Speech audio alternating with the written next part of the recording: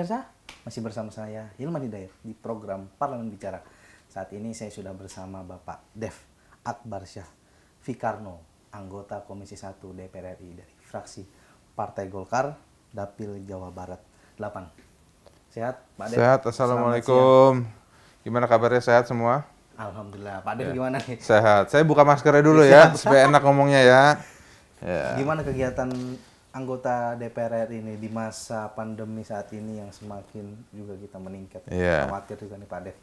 Anggota DPR ini masih aktif kan ya untuk memperjuangkan atau membahas persoalan di negeri ini? Oh pasti ya, kita ini tidak boleh kehilangan fokus ya, turun semangat ya, akan tapi terus menjaga pertama protokol kesehatan ya, terus dua juga menjaga kesehatan kita masing-masing ya, harus terus selalu menjaga jarak, rajin menggunakan masker, selalu cuci tangan, baik menggunakan air dan sabun atau juga menggunakan hand sanitizer. Berarti udah selalu mengikuti protokol yang ada ya Bang? Iya. Bang izin Bang, ini kita sedikit berbincang atau ngobrol-ngobrol tentang isu-isu yang sedang lagi hangat memang di negara ini, terutama memang hari ini kan kita tahu digitalisasi era-era saat ini memang ada dampak positif dan negatifnya. Termasuk dampak negatifnya adalah banyaknya pencurian atau penyalahgunaan data-data pribadi. Nah ini kan Komisi 1 katanya sedang membahas tentang rancangan undang-undang perlindungan data pribadi atau PDP, Bang. Sebenarnya kalau Abang sebagai Komisi 1 DPR RI, urgensinya apa sih Bang pembahasan RUU ini? Perlindungan data pribadi ini menyangkut banyak hal ya. Hal yang paling kecil aja yang paling kita itu semua merasakan, yaitu adalah sering kita WA kita yang sering di hijack ya. Kita di hijack terus orang ngontakin kontak-kontak kita, mintain duit, mintain ini, mintain itu. Korbannya banyak. Sudah angkanya itu fantastis. Kerugiannya sudah mencapai ratusan miliar. Dengan itu satu hal. Nah, terus hal kedua juga untuk memastikan seluruh pengumpul data, ya apakah itu dari perbankan, apakah itu dari media dan lain-lain, itu semuanya itu harus menjamin bahwa data kita itu tidak sampai bocor, tidak sampai tercuri. Dengan untuk itu standarisasi daripada penyimpanan data, jadi tidak boleh hanya sembarang disimpan di cloud, dengan disimpan di server di mana, itu semua harus di kedaulatan Indonesia. Jadi kita memiliki kedaulatan atas data yang kita simpan, tanggung jawab kepada perusahaan pengumpulnya gitu. Ya hal itulah yang kita utamakan dan kita jaga agar jangan sampai kita ini terjadi kerugian yang besar dan terus berlanjut. Tapi kalau menurut Abang sendiri sudah level mana nih Bang soal pencurian atau penyalahgunaan? Sangat akut. Kalau pandangan saya pribadi ya, sudah sangat akut. Karena apa? Karena ini berlangsung setiap hari. Setiap hari pasti saya dapat WA hoax ya, yang mencuri data orang, mencuri identitas orang, lalu meminta uang. Ya kirimin pulsa lah, pinjem duit lah, yang gitu-gitulah. Tapi kalau menurut Abang sendiri sebenarnya kenapa sih kita dengan mudahnya data itu dicuri, ya, disalahgunakan? Nah, ini juga, ini yang perlu di peningkatan security dari Kominfo, BSSN, ya, dan juga instansi-instansi terkait kepolisian, dan juga server-server daripada provider, ya, agar tidak mudah dihack, tidak mudah data itu disedot, dicuri, ya. Nah, dan ya ujung-ujungnya juga pembangunan infrastruktur yang kuat. Membangun infrastruktur yang kuat berarti jaringan-jaringan telepon di seluruh Indonesia. Sekarang ini 4G ini baru sekitar 40%-an. Ya. Jadi 60% dari wilayah Indonesia, penduduk Indonesia belum tercover dengan 4G. Padahal dunia sudah masuk ke 5G. Nah, jadi dengan kelemahan infrastruktur, minimnya juga pengawasan, tidak adanya firewall pada server-server yang mengumpulkan data. Nah, ini yang menyebabkan kemungkinan ataupun kesempatan pencurian itu sangat besar. Nah, ini kan kita kalau bicara dalam pasal 28G Undang-Undang 1945 ini negara menjamin perlindungan diri pribadi dan berhak atas rasa aman. Apakah nanti Undang-Undang PDP ini mengimplementasi dari pasal tersebut? Salah satunya. Nah, akan tetapi kan teknologi ini ever changing. Jadi selalu berubah ya, bukan everlasting ya. Jadi maka itu undang-undang ini jangan dibuat terlalu kaku dengan teknologi saat ini. Ya, jadi harus dibuat secara general agar ke depannya itu ketika ada perubahan-perubahan teknologi baru, undang-undang itu tidak perlu langsung direvisi, jadi cukup dibuat PP-nya atau permennya gitu. Nah, maksudnya yang terlalu kaku ini seperti apa sih, Bang? Ya, jadi kayak misalnya sekarang kita bicara 4G ya, yang Indonesia. Tapi jangan dibuat undang-undang ini apa namanya, dalam kerangka teknologi 4G. Jadi harus dipikir itu kita bisa apa namanya, teknologi maju ke depannya gitu ya. Jadi sekarang ini kita lagi heboh WhatsApp. Tapi kalau kita ngeliat ke 5-10 tahun yang lalu kan nggak ada yang tahu WhatsApp itu apa kan. Nah, ya kita juga bisa pikir, ya kita juga mesti mikir dong 5-10 tahun lagi nggak tahu mungkin ada aplikasi baru atau teknologi baru lagi gitu. Nah, ini kan bisa dikatakan undang-undang ini kalau negara lain udah punya ya, Bang. Yeah. Kalau Indonesia kan baru nih, Bang. Yeah. Kalau menurut Bapak sendiri atau Abang sendiri sebagai anggota Komisi 1 ini sudah ketinggalan belum sih? Tapi jangan jawab dulu, kita akan kembali pada segmen yang selanjutnya. Tetap di program Parlemen Bicara, Suara Wakil Rakyat.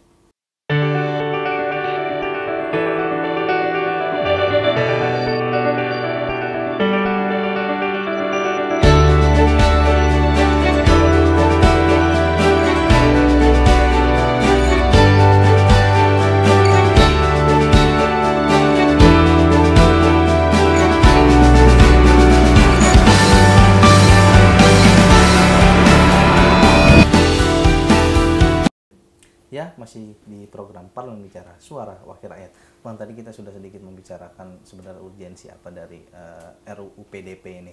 Nah, ini kan negara-negara lain, Bang, kita bisa katakan yang di sekitaran kita aja sudah mempunyai, Bang, ya, mempunyai undang-undang perlindungan data pribadi. Indonesia baru merancang ini. Kalau menurut Abang sendiri, ini kita udah ketinggalan belum sih dengan negara-negara lain? Iya, kalau ketinggalan pasti kita ketinggalan karena ketika teknologi sudah berlanjut dan apa negara lain sudah banyak mengimplementasikannya undang-undangnya, peraturan dan teknologinya, ya pasti kita tertinggal. Akan tapi bukan berarti kita yang terakhir. Ya, masih banyak negara-negara lain yang belum memiliki atau belum berpikir bahkan belum melaksanakan atau belum merencanakan pembuatan undang-undang ini. Akan tapi undang-undang ini tidak bisa berjalan sendiri. Ya, kita sudah ada undang-undang ITE, ya. Sekarang kita sedang membuat undang-undang perlindungan data pribadi. Nah, nanti ke depannya kita akan membuat undang-undang kedaulatan atau cyber security, ya, keamanan cyber. Nah, itu juga akan memberikan otoritas yang kuat dan jelas kepada BSSN dan juga apa namanya, fungsi yang kuat kepada Kominfo, ya, dan juga kepolisian untuk bukan hanya menjadi pengawas ataupun penegakan hukum di wilayah cyber, ya, akan tapi juga memastikan bahwa semua transaksi yang dilakukan secara elektronik, karena jumlah transaksi elektronik ini kan semakin hari semakin meningkat, ya, yang tadinya mungkin hanya ratusan miliar, sekarang sudah ribuan triliun.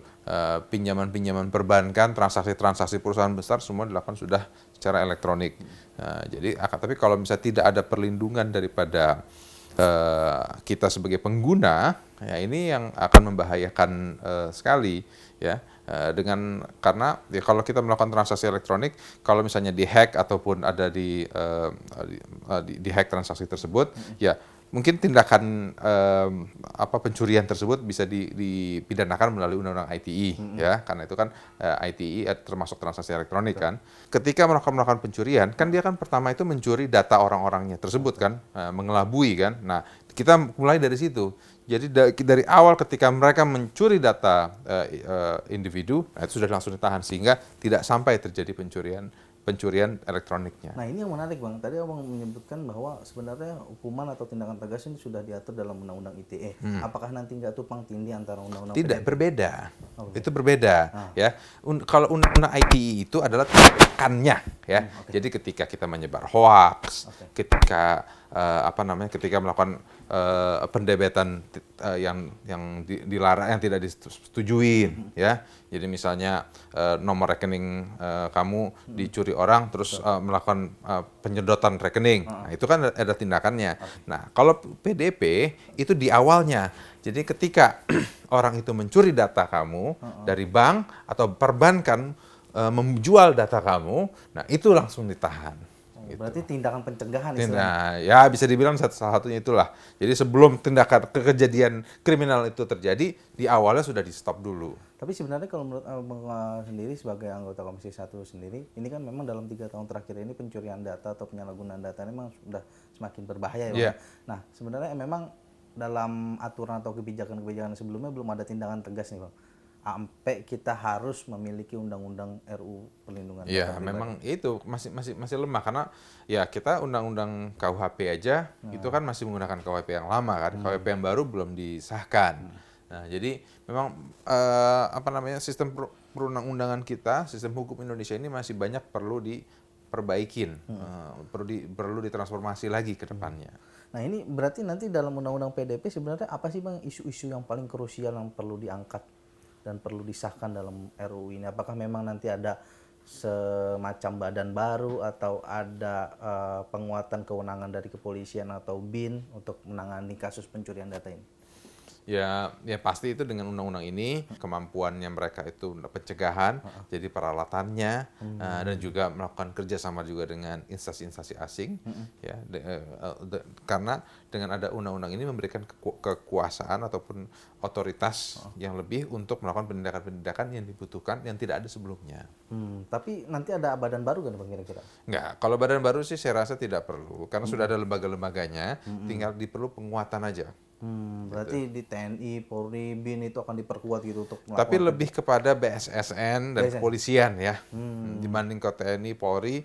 Ya polisian sih ya, karena kepolisian kan lembaga penegakan hukum. Ya, akan tapi apa namanya Kominfo, BSSN dan kepolisian. Itu kewenangan yang akan diperkuat itu. Ya, dengan adanya undang-undang ini akan memberikan otoritas yang lebih untuk melakukan penindakan-penindakan dalam menghentikan niatan-niatan melakukan kegiatan tersebut, pelanggaran hukum. Oke Bang, ini masih menarik ya Bang. Kita akan lanjutkan pada segmen yang selanjutnya masih di program Parlemen Bicara Suara Wakil Rakyat.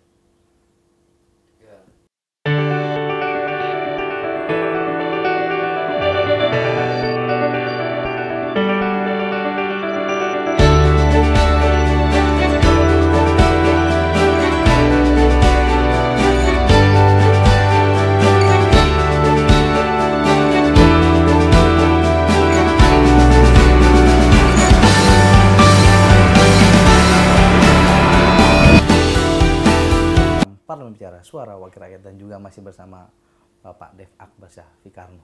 Pak, yang tadi kita sudah semakin dalam membicarakan soal bagaimana urgensi dari undang-undang PDP ini, Pak.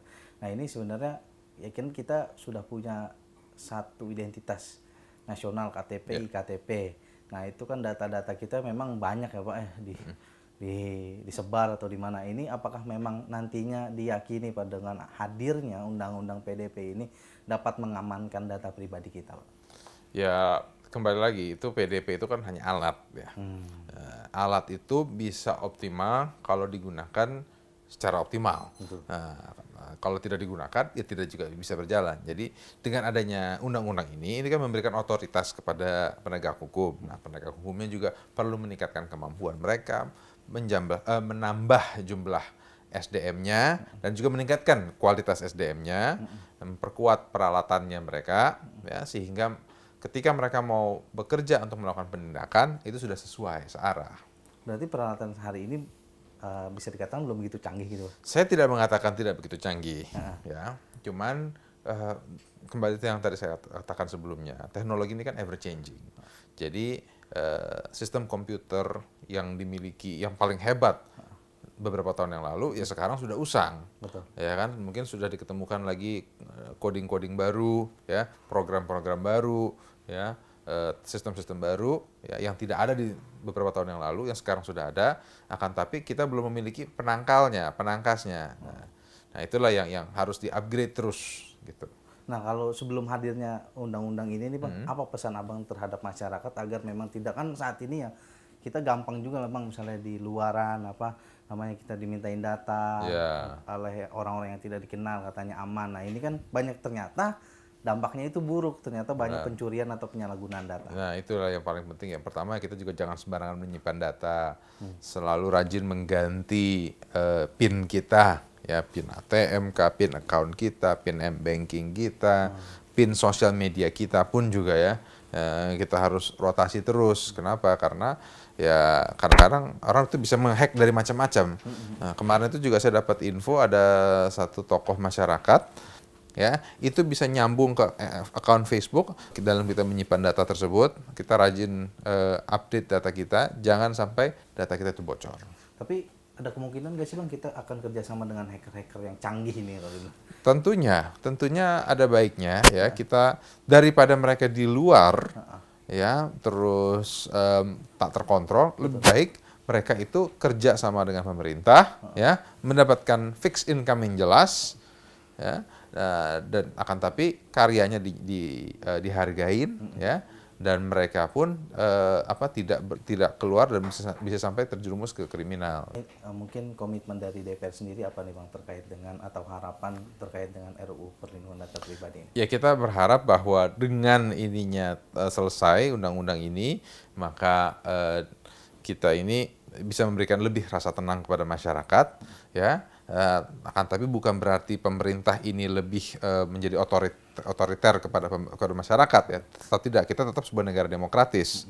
Akan tapi ini hanya memberikan perlindungan kepada masyarakat, ketenangan kepada masyarakat, dan juga kita bisa menghancurkan segala macam tindakan-tindakan kriminal yang merugikan kehidupan sehari-hari. Berarti Komisi 1 komitmen ya Bang? Sangat. Jadi ketika undang-undang ini jadi dan disahkan, ini akan maksimal dalam melindungi data pribadi masyarakat. Pasti. Mungkin terakhir Bang, pesan-pesan kepada masyarakat di masa pandemi COVID ini dan juga tetap menjaga diri dan juga menjaga data pribadi masing-masing. Jadi pertama ya selalu kita harus ikuti protokol kesehatan, selalu menggunakan masker ya. Ini karena lagi interview maka saya copot, selalu cuci tangan dan selalu jaga jarak ya. Pandemi COVID ini belum jauh dari selesai. Masih banyak korban yang berguguran pun juga masih terus berjalan. Nah, maka itu kita mendoakan bagi seluruh nakes yang bekerja, yang sedang berjibaku, berjuang, agar mereka dapat menjalankan tugasnya dengan baik. Dan juga kita meminta pemerintah untuk terus mendukung mereka dengan memberikan insentif-insentif yang cukup. Ya. Dan paling utama juga selain menjaga diri, menjaga kesehatan, juga kita tuh menjaga data-data kita jangan sampai tersedot dan tercuri dan akhirnya kita yang dirugikan. Oke, itulah pembicaraan saya dengan Bapak Dev Akbarsyah Fikarno dari anggota Komisi 1 DPR RI. Saat ini DPR RI bersama pemerintah berkomitmen dan mengupayakan disahkannya pembahasan rancangan Undang-Undang Perlindungan Data Pribadi. Dalam pasal 28 Undang-Undang Dasar 1945 memang negara menjamin hal itu agar data-data pribadi kita aman. Untuk itu, Komisi 1 bersama pemerintah juga berkomitmen menyelesaikan RUU Perlindungan Data Pribadi sehingga data pribadi kita ke depan lebih aman. Tetap saksikan program Parlemen Bicara di episode yang selanjutnya. Suara Wakil Rakyat. Terima kasih.